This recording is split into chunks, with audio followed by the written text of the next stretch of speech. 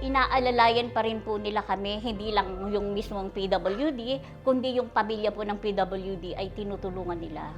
Doon pa lang sa business na binigay nila sa amin, natulungan na nila ang aming mga gastusin sa bahay namin. Dahil doon sa kita, kung wala ang Green Foundation, siguro hirap din kami ngayon. Si Green Foundation ay isang non-stock, non-profit, SEC-registered, non-governmental organization. So, ang mission ni Green ay matouch ang lives, ang pamumuhay ng mga marginalized nating mga kababayan sa PWD community.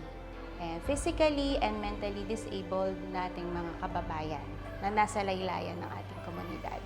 JDS or Joy Disability School Program, ang pinaka-pioneer na program ni GFPI. Okay, ang aim nito is maturuan ang ating mga students na mentally disabled na mga PWD natin. Nag-start siya ng 2010. Ang focus natin ay yung mga estudyanteng 13 to 25 years old. Pine-prepare kasi natin sila for the adult life. Ang napansin ko po kay Claire, nung pumasok siya dito sa GDS, yun, nawala yung kanyang mahiyain, naging independent din siya. Meron siya kasing intellectual disability. Nakakatuwang makita siya na kapag sinabi mo sa kanya, Claire, kailangan mo magsulat ng pangalan, naisusulat na niya ng buo ang kanyang pangalan. Si Chiche Bea. Masayang drama kay Chiche Bea. Yan si Claire. Excited pumasok. Proud po ako sa kanya. Si Sophie naman, mabilis maka-pick up. Meron siyang intellectual disability. Pang 8 years old pa lang yung kanyang isip. Kahit siya ay 15 years old na, ngayon nakakapagsalita na siya ng maayos. Sa learning, malaki kasi dati, ni pangalan niya, hindi niya masulat. Kahit ilang beses ko siyang ituro na ganyan. Pero ngayon nakakasulat na siya ng pangalan niya. Masaya siya na pag pumapasok, excited siya palagi. Laki pong pasalamat namin sa mga teacher po kasi matyaga po sila. Mahal nila yung mga batang may kapansanan. Iniisa-isa pa nila yan kahit kasi hindi sila pare-pares ang ugali eh. Ang laki ng pasasalamat ko doon sa mga teacher dahil kahit ganyan sila, hindi sila nagsasawang mahalin sila, intindihin sila. Salamat kay Ma'am Bea. Siyempre nakakadaba po ng puso na pagpipray sa amin yung mga tiyagaan namin na akala namin hindi napapansin. Kasi hindi naman namin ito magagawa na maturuan, matulungan ang kanilang mga anak kung walang continuation mula sa kanilang bahay.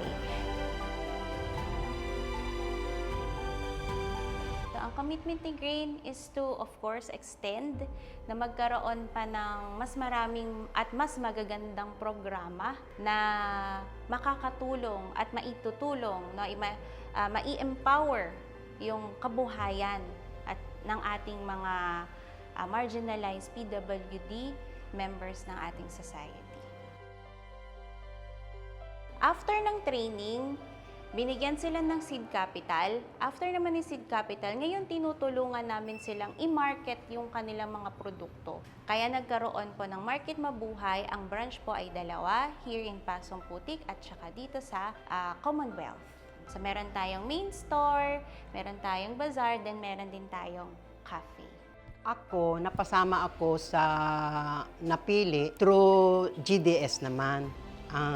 8 kami sa GDS napili. Yun, malaking tulong po sa pamilya namin yun. Yan ang pinampuhunan namin sa crochet. Dinagdagan ko na rin unti-unti ulit ng mga iba't iba. Meron akong bigas, merong mga peanut butter, chili sauce, yan. Nakakabenta ako ng 7,000 isang araw dito sa Mabuhay, lalo na yung first week, yung mula nung nagbukas. Hindi sila humihinto. Tuloy-tuloy hanggang ngayon po ang training about financial literacy yung tinuro sa amin. Ano tinuro nila sa amin na matuto kaming mag-save para pagdating ng panahon, meron po kaming makukuha, meron kaming madudukot. Tsaka hindi na kami ngayon umaasa sa mga 5-6.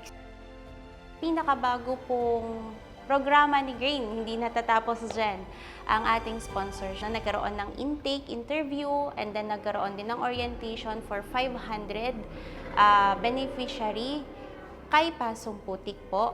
Partnership with Maligaya Elementary School. So, hindi lang yung bata ang tutulungan. Gayon din ang kanilang pamilya sa pagbibigay po ng mga, for example, rice subsidy and school supplies.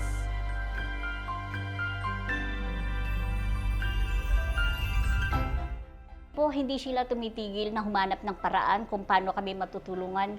Ako pinagpapasalamat dun sa Grain Foundation, sa staff. Hindi lang yung batang PWD ang kanilang tinutulungan, kundi ang buong pamilya, pati sa community para handang umalalay. Napakahalaga po para sa aming pamilya. Gusto ng Grain Foundation, yung mga pamilya, maangat yung buhay nila at hindi ma-discriminate yung mga person with disability po. Huwag po silang panghinaan ng loob at marami pa rin pong mga organizations na kagaya ni Grain na hanggat sa aming makakaya ay tutulong po para mapagsilbihan ng mas marami pang mga kababayan natin na PWD. Embrace uniqueness. Sabi nga, kung kaya mo, kaya ko. I love you, Mama. Thank you, Grace!